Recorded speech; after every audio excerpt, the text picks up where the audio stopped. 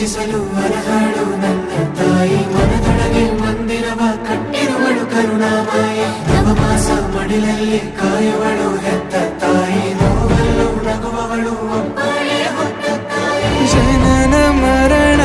ಜಗದ ಸಂತೆ ಅದಕ್ಕೂ ಮೀರಿನಿ ಬೆಳೆದು ನಿಂತೆ ಕರುಣೆ ಸಹನೆಯ ಮೂರ್ತಿಯಂತೆ ದೇವರಿಗೂ ನೀ ಸ್ಫೂರ್ತಿಯಂತೆ ಅದೃಷ್ಟವು ನನ್ನ ಪಾಲಿಗೆ ನಿನ್ನ ಕಂದನು